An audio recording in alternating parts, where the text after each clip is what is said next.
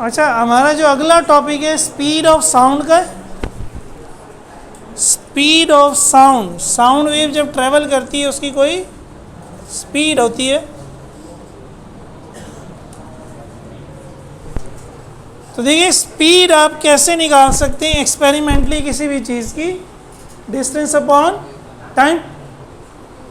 आप एक जगह से बोलें और कोई दूसरी जगह से खड़े होकर सुने दूर से, तो डिस्टेंस तो आप फिर खुद नाप सकते हैं, टाइम आप मेजर कर लें।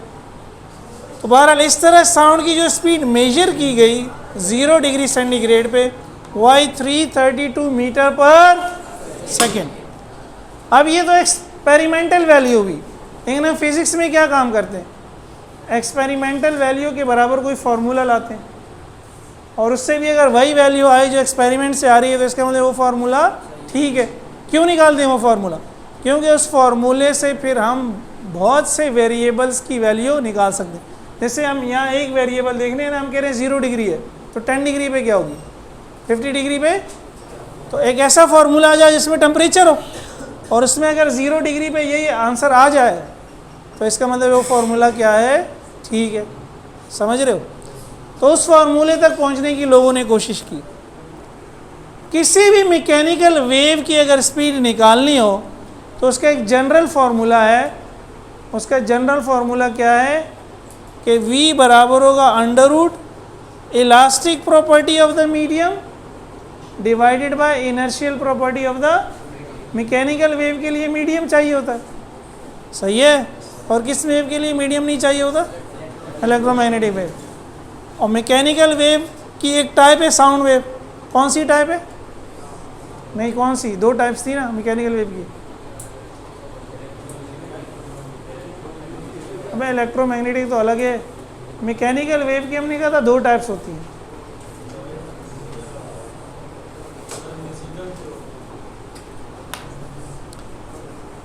लॉन्गिट्यूडनल वेव्स और ट्रांसवर्स वेव्स।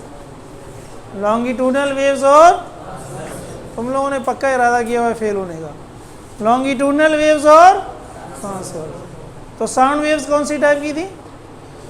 लॉन्गिट्यूडनल थी, ट्रांसवर्स थी? लॉन्गिट्यूडनल थी, ठीक है। लॉन्गिट्यूडनल भी बोलते हैं, लॉन्गिट्यूडनल भी बोलते हैं। बहरहाल तो मैकेनिकल वेव थी। साउंड के लिए ये जो इलास्टिक प्रॉपर्टी है ये बल्क मॉड्यूलस से शो होती है बी, और जो इनर्शियल प्रॉपर्टी शो होती है वो रॉ डेंसिटी से शो होती है। देखिए बेसिकली साउंड एयर में ट्रेवल कर रही है। एयर क्या एक गैस है? जब गैस का प्रेशर दबाते हैं, गैस का को आप जब दबाएंगे, प्रेशर बढ़ा देंगे तो गैस के मॉलिक्यूल्स क्या होंगे, करीब आ जाएंगे। जब प्रेशर कम कर देंगे तो मॉलिक्यूल्स क्या हो जाएंगे, दूर चले जाएंगे। तो ये इलास्टिक, ये लचक इसी को कहते हैं ना। आप रबड़ को खींचते हैं, रबड़ दोबारा क्या होता है, आपने गैस को दबाया, लेकिन जैसे ही आपने ये प्रेशर छोड़ा गैस दोबारा क्या होगी, फैल जाएगी। तो गैस में भी क्या है, इलास्टिसिटी है। तो ये बल्क मॉडुलस किसको शो कर रहा है, इलास्टिसिटी को। ये बल्क मॉडुलस का फार्मूला होता है -ΔP/ΔV/V। ये हमारे कोर्स में नहीं है, पंजाब बोर्ड में है। 12 आप सिर्फ ये याद रखें कि B क्या है, बल्क मॉडुलस। प्रेशर चेंज होने से वॉल्यूम चेंज होता। और रॉ हमने चैप्टर 6 में भी पढ़ा था, डेंसिटी। डेंसिटी क्या होता है, मास अपॉन, और मास ही इनर्शिया होता है, चैप्टर 3 में पढ़ा था। तो डेंसिटी किसको जाहिर कर रहा है, इनर्शिया। अब ये तो एक जनरल फार्मूला आ गया अगेन फिर स्पीड ऑफ साउंड का एयर में। देखिए डेंसिटी तो किसी भी चीज़ की फिक्स होती है। जैसे एयर की डेंसिटी ये 1.29 किलोग्राम पर मीटर क्यूब, तो डेंसिटी तो नॉन है, मसला बी है, बल्क मॉडुलस क्या होगा। तो न्यूटन ने कहा यार, न्यूटन ने एक एजम्पशन की, न्यूटन साहब, न्यूटन के लिए जो 1666 का साल था उसमें उसने बड़ी इंपॉर्टेंट चीज़ें डिस्कवर की थी। मिरेकल ईयर, आइंस्टाइन के लिए 1905 मिरेकल ईयर था। तो अजम्पशन क्या की इसने कि जब साउंड एयर से ट्रेवल करती है तो वो आइसोथर्मल प्रोसेस होता है। आइसो का मतलब होता है कांस्टेंट, थर्मल का मतलब होता है टेम्परेचर। अब आपकी केमिस्ट्री मुझे इससे ज़्यादा बेहतर होगी। कांस्टेंट टेम्परेचर का मतलब होता है Boyle's law, volume inversely proportional to pressure. आप प्रेशर बढ़ाते हो वॉल्यूम कम हो जाता है, प्रेशर कम करते हो वॉल्यूम बढ़ जाता है। तो बॉयल्स लॉ है बॉयल्स लॉ है तो अगर ये प्रोपोर्शनलिटी को हटाऊंगा तो इक्वल करके कांस्टेंट लगाऊंगा, पी को इधर ले आऊँ तो पी वी बराबर है कांस्टेंट। तो न्यूटन ने एज्यूम किया कि साउंड जो एयर में ट्रेवल कर रही है तो एयर का टेम्परेचर क्या है, कांस्टेंट। जो एयर का टेम्परेचर कांस्टेंट है तो इसको हम कहते हैं ये आइसोथर्मल प्रोसेस हो रहा है। आइसोथर्मल प्रोसेस पे हम बॉयल्स लॉ लगा सकते हैं। बॉयल्स लॉ में ये इक्वेशन यूज होती है। इसी इक्वेशन से न्यूटन ने प्रूव किया कि ये बी बराबर होगा पी के। बी किसके बराबर होगा, तो बी की जगह लग दिया पी, फॉर्मूला बन गया पी अपॉन रॉ। पी की वैल्यू एयर की ये होती है, रॉ की वैल्यू ये होती है। पुट किया, आंसर 332 नहीं आया, आंसर क्या आ गया 20। तो न्यूटन साहब यहाँ क्या हो गए, थोड़ा सा गलत हो गए, थोड़ा सा। फिर भी एक फार्मूला दे दिया उसने, लेकिन इसमें इसका मतलब है इसमें कोई रह गई है लुच जिसको हम कहते हैं ना, कोई थोड़ा सा गड़बड़। तो इसको ठीक करने के लिए लप्लास साहब आए।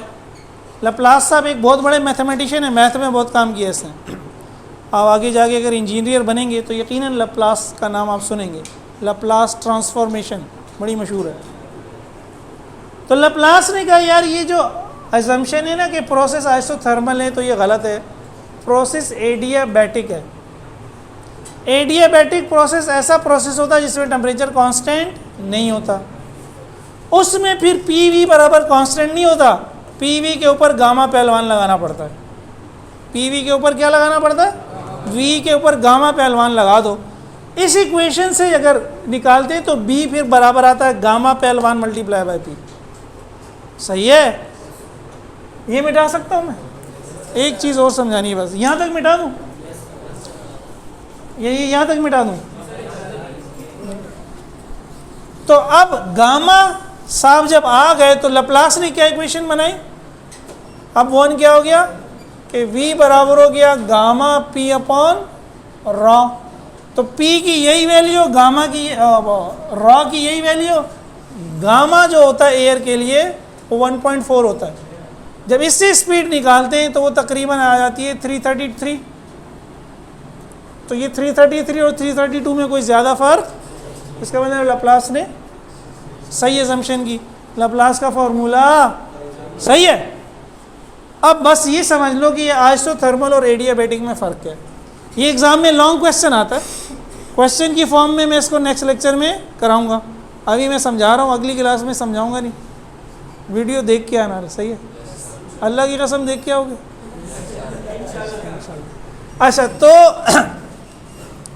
देखिए, हमने लास्ट टाइम ही मैंने समझाया था, जब एयर ट्रैवल करती है तो ये एयर की लेयर्स है, इसमें बहुत सारे मॉलिक्यूल हैं।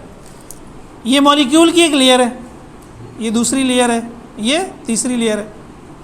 अच्छा, इसी तरह ये भी मॉलिक्यूल्स की लेयर्स हैं। तो ये क्या है, कंप्रेशन है, और ये क्या है, रेयरफेक्शन है। इसमें प्रेशर क्या है, ज़्यादा है, इसमें प्रेशर क्या है, कम है। सही है, प्रेशर बढ़ गया तभी तो वॉल्यूम कम हो गया, प्रेशर कम हो गया तो वॉल्यूम। अच्छा, एक रिलेशनशिप और होता है सेकेंड ईयर में, आप ज़्यादा देखेंगे, प्रेशर बढ़ने से टेम्परेचर भी बढ़ता है और प्रेशर कम होने से टेम्परेचर भी कम होता है। ठीक है, आप अगर कहीं प्रेशर बढ़ाते हैं तो टेम्परेचर भी क्या हो जाता है, बढ़ जाता है, और प्रेशर कम करते हैं तो टेम्परेचर भी कम हो जाता है। इसका मतलब ये है कि अगर कहीं कंप्रेशन हो रहा है तो वहाँ का टेम्परेचर ज़्यादा होगा, जहाँ रेयरफेक्शन हो रहा है वहाँ का टेम्परेचर। फ़र्ज़ करें इस वक्त रूम में एयर टेम्परेचर है 25 डिग्री, जब मेरी आवाज़ आप तक, जब साइलेंस है, एयर की लेयर्स अपनी अपनी जगह पे हैं, ये एक लेयर है, ये दूसरी लेयर है, बीच में तीसरी लेयर भी है। अब मैंने बोलना शुरू किया, तो मैंने जब बोला तो कंप्रेशन और रेयरफेक्शन होना शुरू हुए। कंप्रेशन में फ़र्ज़ किया टेम्परेचर बढ़ गया क्योंकि प्रेशर बढ़ गया, कंप्रेशन का टेम्परेचर हो गया 25.1, रेयरफेक्शन का टेम्परेचर, प्रेशर कम हुआ 24.9। समझ रहे हो बात को? तो टेम्परेचर कंप्रेशन का ज़्यादा होगा रेयरफेक्शन का, क्योंकि कंप्रेशन में प्रेशर ज़्यादा, रेयरफेक्शन में प्रेशर कम। अब न्यूटन ने क्या कहा कि टेम्परेचर कांस्टेंट होता है। टेम्परेचर क्या होता है, यानी उसने यही कहा कि कंप्रेशन का भी 25 है, रेयरफेक्शन का भी। तो ये कैसे मुमकिन है, ये जब ही मुमकिन है कि जो कंप्रेशन है वो हॉट बॉडी बन गया। अच्छा, पहले इस कमरे में मैं अगर एक गर्म चाय ला के रख दूँ, बाज़ लोगों को नींद आ रही है नहीं, और वो गर्म चाय उनको पिला दें तो नींद शायद भाग जाएगी। लेकिन अगर वो गर्म चाय आती है तो उसमें से क्या निकलती है? धुआं, भाप। क्यों निकलती है? क्योंकि उसका टेम्परेचर ज़्यादा होता है, कमरे का टेम्परेचर। तो heat flows from a hot body to a, वो हॉट बॉडी है उसका टेम्परेचर ज़्यादा, कमरा कोल्ड बॉडी है इसका टेम्परेचर। लेकिन अगर 10 मिनट के लिए उसको छोड़ दूं क्या होगा? वो उसी टेम्परेचर पे आ जाएगी जिस टेम्परेचर पे कमरा है, दोनों का टेम्परेचर दोबारा क्या हो जाएगा? सेम। फिर कोई हॉट बॉडी कोई कोल्ड बॉडी, लेकिन थोड़ा सा टाइम चाहिए। तो न्यूटन ये कह रहा है कि कंप्रेशन का जो टेम्परेचर बढ़ गया है और रेयरफेक्शन का भी टेम्परेचर बढ़ गया। न्यूटन ने ये कहा या न्यूटन की असम्पशन से समझ ही आ रहा है। इसका मतलब है जो ये हॉट बॉडी बन गया, ये इसने जो अपनी हीट थी वो इसको ट्रांसफ़र कर दी, वरना तो दोनों का टेम्परेचर सेम नहीं हो सकता। समझ रहे बात को? तब तो ये आइसोथर्मल प्रोसेस हो सकता है कि ये अपनी हीट इसको दे दे, इसका टेम्परेचर कम हो जाए, इसका टेम्परेचर बढ़ जाए, दोनों सेम हो जाए। लेकिन लप्लास ने कहा ओह भाई रुको, हीट को ट्रांसफ़र के लिए क्या चाहिए होता है? टाइम। अब ये ऐसे थोड़ी हो रहा है कि कंप्रेस हुई साउंड फिर रुकी हुई है, अच्छा मैं हीट ट्रांसफ़र करूँगा तो फिर कंप्रेशन रेयरफेक्शन बनेगा। ये कंप्रेशन रेयरफेक्शन क्या हो रहे हैं? बहुत तेज़ हो रहे हैं। कंप्रेशन में जो हीट जनरेट हुई है उसको टाइम ही नहीं मिलता रेयरफेक्शन के पास जाने के लिए, वो तो दोबारा खुद खुल जाता है। कंप्रेशन दोबारा क्या बन जाता है? रेयरफेक्शन। समझ रहे हो? इसलिए ये कांस्टेंट टेम्परेचर का प्रोसेस नहीं है। इसका टेम्परेचर ज़्यादा ही रहता है, इसका टेम्परेचर कम ही रहता है। तो ये कांस्टेंट टेम्परेचर वाला प्रोसेस नहीं है। जब कांस्टेंट टेम्परेचर वाला प्रोसेस को क्या कहते हैं? Adiabatic process. सही है? और ऐसा ही हो रहा है क्योंकि लप्लास के फॉर्मूले से आंसर क्या आ रहा है? ठीक आ रहा है। ठीक है।